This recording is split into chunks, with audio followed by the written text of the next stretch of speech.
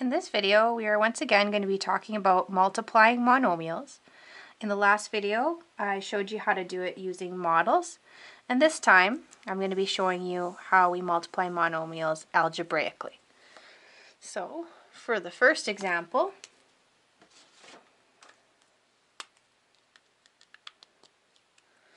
we have 3x times 2x.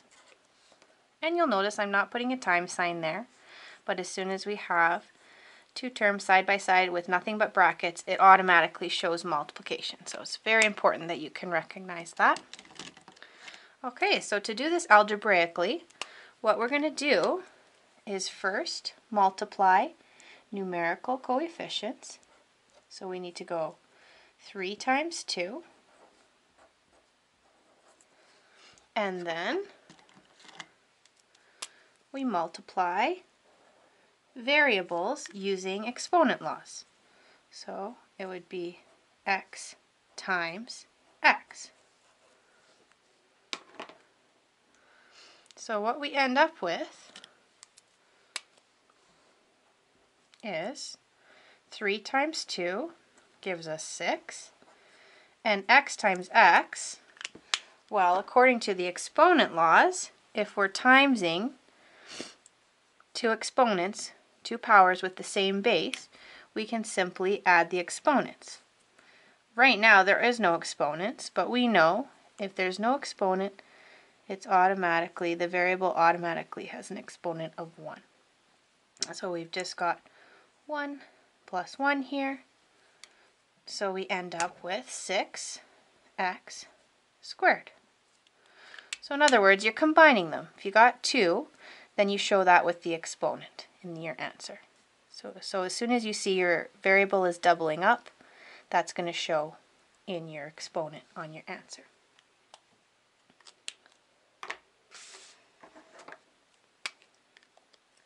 So in this next one, we've got 5x times 3y. Okay, so this time you'll see we have unlike terms.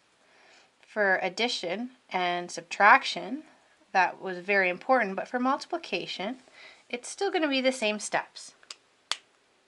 So we multiply numerical coefficients first, and then we multiply combined variables. So 5 times 3 gives us 15, and then x times y, well, nothing's doubling up there, so it just simply becomes xy. And that's it. So 15xy is our answer.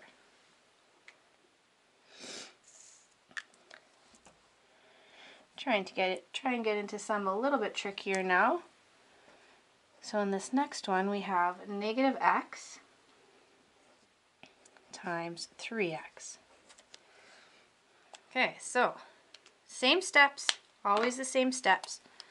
So numerical coefficient times numerical coefficient first.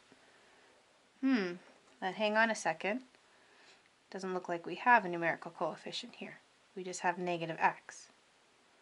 Okay, but what you have to remember is that if there is no numerical coefficient, it's automatically a 1. So basically what we have is negative 1 times 3. Okay, so negative times a positive, mismatch. Can she wear it? Negative. And 1 times 3, 3. Now variable times variable, so x times x. Okay, we're doubling up. We've got 2 x's now, so we show that with the exponent, x squared. So our final answer is negative 3x squared. Okay, so don't get thrown off if you see no numerical coefficient. Just know it's automatically 1. If there's a negative there, then it's negative 1. Okay, so how about this one? 6c times negative 0.4c. Okay, now we've got some decimals in there. And this isn't something that you should be pulling out your calculator for, because it is actually still quite easy to work with in your head. So same steps, numerical coefficient times numerical coefficient. So we've got, a positive times a negative. So first of all, mismatch. Can she wear it? Negative. And we have 6 times 0.4. Okay, so to make this easier for you, instead of thinking of it that way, let's just use the rules of Sassy Miss Multiplication, the comic strip character. So first thing she does is she dumps the decimal, so we can just think of this as 4. So 6 times 4 gives me 24. And then at the end of the comic, she agrees to take him back, but only for the same number of scoops. So there was 1 scoop in the original question, so 1 scoop, and he's back.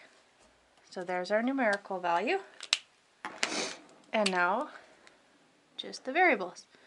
So we have C times C. Okay, so 2 C's doubling up, so we show that with the exponent. So we have C squared. So our final answer then is equal to negative 2.4 C squared. Okay, and last one I'm going to show you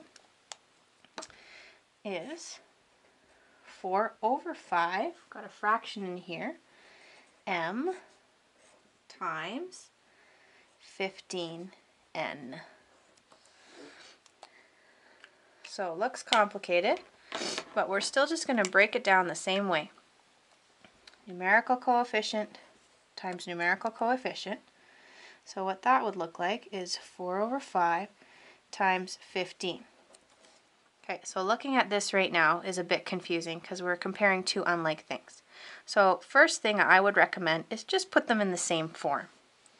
So we can do that by just simply making this a fraction over 1. And you can do that with any whole number.